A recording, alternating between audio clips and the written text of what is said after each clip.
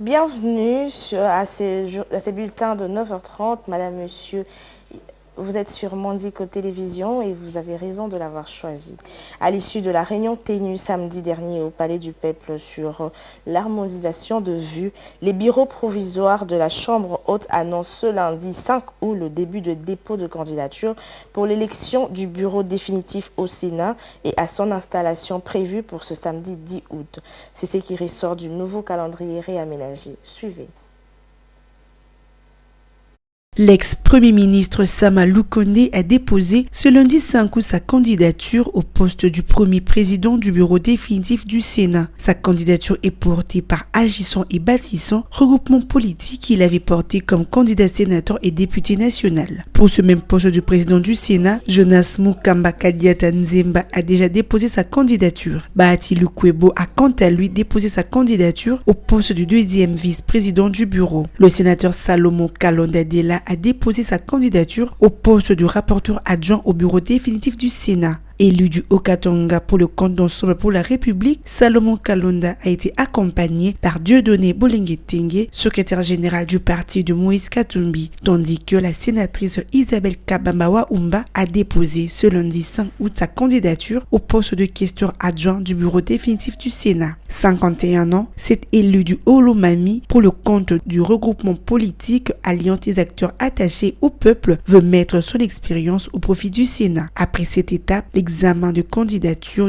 par la commission interviendra le 6 août qui sera suivi de l'affichage de liste définitive des candidats retenus. Mercredi 7 août, dépôt et examen de recours par la commission et affichage de la liste définitive des candidats retenus. La séance plénière d'audition de messages et campagne électorale interviendra le jeudi 8 août et le vendredi 9 place à l'élection et installation du bureau définitif.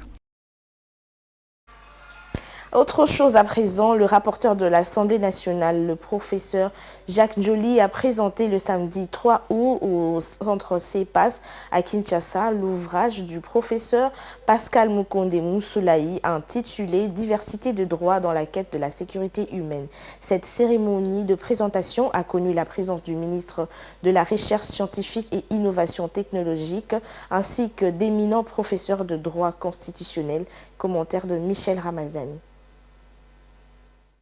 Dans sa présentation à fond de cet ouvrage, le rapporteur de l'Assemblée nationale a commencé par peindre sur fond de l'ouvrage du professeur Mukonde la situation d'insécurité globale dans laquelle vit le peuple de l'Afrique subsaharienne. Mais pour sortir de cette impasse, le professeur Jacques Njoli a salué l'adhésion du professeur Mukonde Moussoulahi à l'approche de l'anthropo-juridique, estime que la diversité des droits, c'est-à-dire une pluraliste exhaustive d'un droit inculturé avec une vision pluraliste ancrée sur les valeurs et les besoins réels de nos peuples peut nous faire sortir de la désillusion du droit importé et autiste et inutilement inflationniste. Bien avant cette présentation magistrale, scrutée par le professeur Jacques Njoli, le professeur Nicole Tumba Boatia a présenté les paratextes de la préface de cet ouvrage. Je me suis attelé à chercher au-delà du fond du texte, parce que ça sépare en partition, comment l'auteur arriverait-il à captiver le lecteur au moyen de tous les paratextes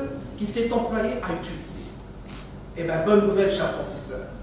Vous avez réussi à retenir toute mon attention lorsque je me suis mise à disséquer votre ouvrage.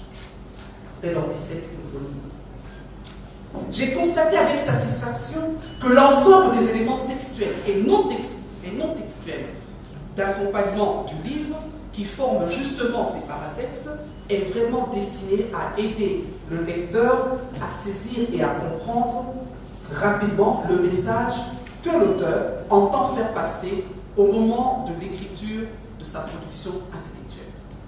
C'est le ministre de la Recherche scientifique et innovation technologique, Gilbert Kabanda, qui a porté cet ouvrage sur les fonds Baptiste Humon. Car la sécurité et la finalité. Plus précisément en ce moment où notre pays doit sécuriser non seulement ses frontières, mais aussi socialement sa population. Satisfait l'auteur du livre, le professeur Pascal Mukonde Moussalahi a exprimé sa gratitude à toutes les personnes qui l'ont aidé à atteindre son objectif, non sans appeler les uns et les autres à se l'approprier. Sur un autre volet, le ministre national du développement rural, Mohindo Nzangi, a fait son arrivée à Kananga, chef-lieu du Kasaï central, ce dimanche 4 août. Sa visite s'inscrit dans le cadre de l'inspection de travaux de construction et des réhabilitations de routes de desserte agricole en cours dans les provinces du Kasaï oriental et Kasaï central. Lors de son allocution, Mohindo Nzangi a souligné l'importance cruciale de ces infrastructures pour le développement économique local. Suivez. Le ministre d'État en charge du développement rural, Mohindo Nzangi, était accueilli chaleureusement à l'aéroport du Kananga par des autorités provinciales et une foule immense ce dimanche 4 août 2024. La supervision des travaux des routes des dessertes agricoles, la réhabilitation de certaines autres et la possibilité de relier le Kasaï oriental au Kasaï central sont là les objectifs poursuivis par le ministre d'État, ministre du Développement rural en mission à Kananga. L'homme des terrains, Mohindo Nzangi va profiter de son séjour de 3 jours dans l'espace Kasaï pour le début imminent de l'entretien et de l'ouverture de la route des dessertes agricoles axe Mupomba à partir de Kabeyaka. L'homme du terrain du gouvernement Judith Souminois indique que ce projet a pour but de relier le deux Kasaï et qui ira de Kabeyaka Mwanga Mupomba à une centaine de kilomètres de Kananga. Je suis à Kananga et je suis très content et très heureux d'être accueilli par le gouvernement provincial qui a été nouvellement installé. Nous venons pour les routes de cette agricole. Je viens pour le Kasaï central et pour le Kasaï oriental. Et nous voulons commencer le travail, le plus grand chantier, celui de faire les routes de desserte agricole. Donc on a déjà commencé des travaux sur les tronçons Kabeyaka Mwanga Mupomba et nous voulons faire l'extension de Mupomba jusqu'au Kasaï central. C'est pour cela qu'on va avoir des entretiens avec les autorités de cette province pour voir quelles sont les voies prioritaires de desserte agricole pour la province du Kasaï central. Donc on vient pour les routes. Le travail a déjà commencé, mais puisque nous sommes ministres des terrains, nous devons nous rendre compte de l'effectivité des travaux sur terrain. Il convient de signaler que la visite du ministre d'État en charge du développement rural intervient au moment où les provinces de la RDC connaissent un sérieux problème d'enclavement de milliers ruraux dans l'espace Kasaï.